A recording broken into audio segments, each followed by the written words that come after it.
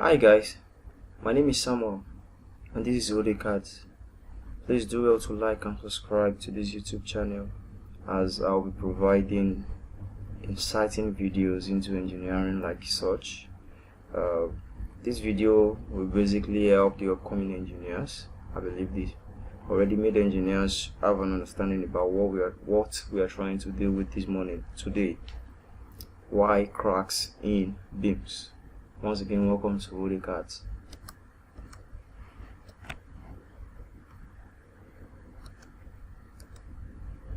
So, our outline for today, what we shall be looking at is 1. What is a beam? Then 2. Types of beams. 3. Why do we have cracks in beams? And 4. What are sidebars? 5. When is a sidebar needed?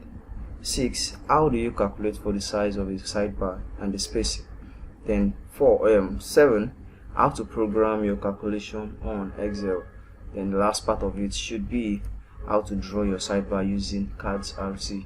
CADS RC is the standard detailing software used for detailing.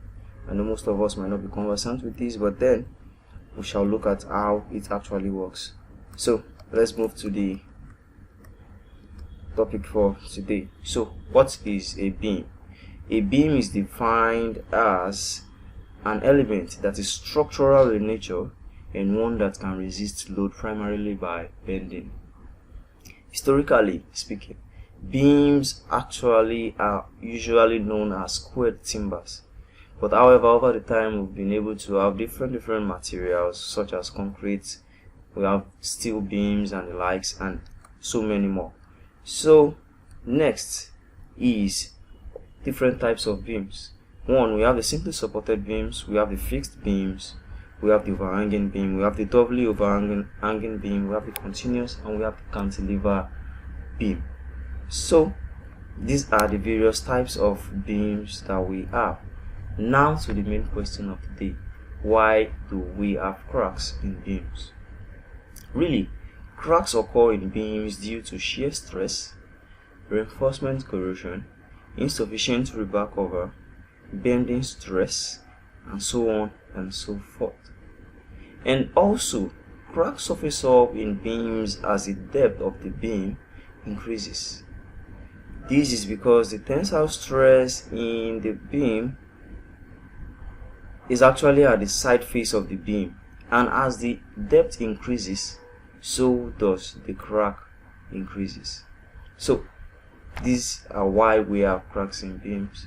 1, we looked at it, the shear stress. 2, the reinforcement corrosion.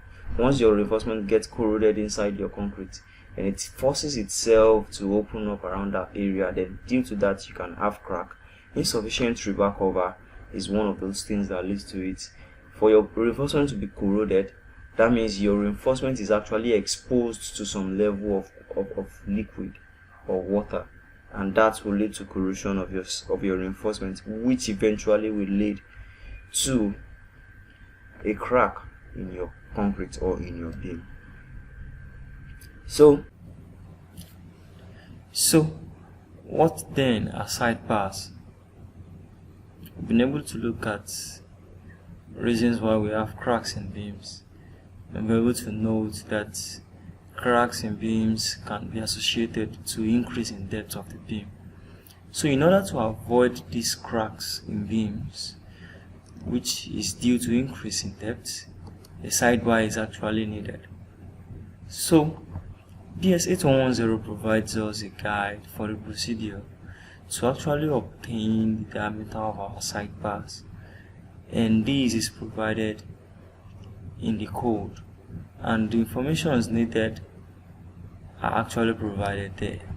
And when are sidebars needed? Sidebars are actually needed for beams when their depth has gotten to a depth of 750 mm or 0.75 meters. So meaning once your beam is up to 750 mm or greater than 750, a sidebar is actually needed. So then how do I calculate for my sidebars or side reinforcements? BS 8110 part 1 clause 3.12.5.4 actually provides us the equation to obtain our side reinforcement or sidebars, by specifying the beam width, the characteristic strength of reinforcement, and the sidebar spacing.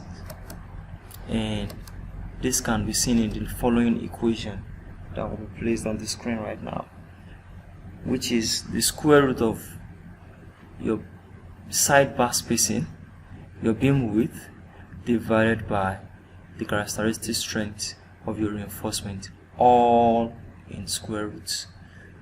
Finding the square root of everything, where, as I've said earlier, your SB is actually the spacing of the sidebar or side reinforcement, while your B is actually the width of the beam, and Fy is the characteristic strength of reinforcement.